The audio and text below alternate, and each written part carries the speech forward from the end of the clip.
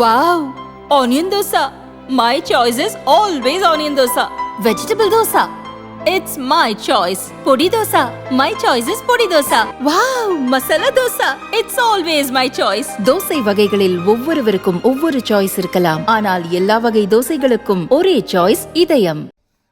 சட்டசபையில் நேற்று இந்திய தணிக்கைத்துறை தலைவரின் 2023ஆம் ஆண்டுக்கான தணிக்கை அறிக்கை தாக்கல் செய்யப்பட்டது.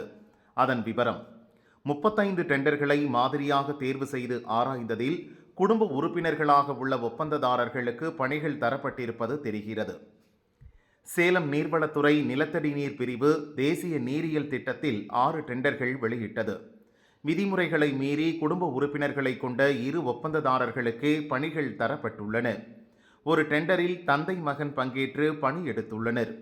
5 டெண்டர்களில் கணவன் மனைவி சமர்ப்பித்த ஒப்பந்த புள்ளிகள் மதிப்பீடு செய்யப்பட்டு டெண்டர்கள் இறுதி செய்யப்பட்டுள்ளன. 2 ஒப்பந்ததாரர்கள் மலையன் இன்ஃப்ராஸ்ட்ரக்சர்ஸ் மற்றும் எம் துரைசாமி ஆகியோர் ஒரே முகவரி மற்றும் மொபைல் போன் எண்ணுடன் டெண்டருக்கு விண்ணப்பித்துள்ளனர்.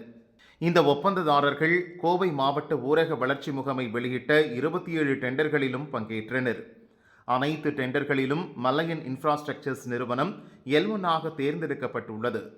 டெண்டர் ஆவணங்களை ஆய்வு செய்ததில் மல்லையன் இன்ஃப்ராஸ்ட்ரக்சர்ஸ் நிறுவனத்தின் உரிமையாளர் டி ஜெயக்குமார் எம் துரைசாமியின் மகன் என்பது தெரியவந்தது.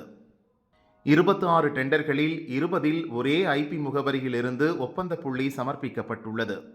நபார்டு மற்றும் ஊரக சாலை வட்டம் சேலம் ஊராட்சி மற்றும் ஊராட்சி ஒன்றிய சாலைகளை மேம்படுத்துவதற்காக 3 பணிக்கான டெண்டர்கள் வெளியிடப்பட்டன. வீரைன் கட்டுமான நிறுவனம் மற்றும் வீரைன் ஆகியோர் டெண்டரில் பங்கேற்றனர். வீரைன் கட்டுமான நிறுவனத்திற்கு 5.70 கோடி ரூபாய் மதிப்பில் 2020 ஆகஸ்டில் பணி வழங்கப்பட்டது. ஆவணங்களை ஆய்வு செய்ததில் இந்த டெண்டரில் பங்கேற்ற 2 ஒப்பந்ததாரர்களுமே தந்தை மகன் என்பது தெரிய வந்தது. இதிலும் விதிகளை கவனத்தில் கொள்ளாமல் டெண்டர் வழங்கப்பட்டுள்ளது என அந்த அறிக்கையில் கூறப்பட்டுள்ளது.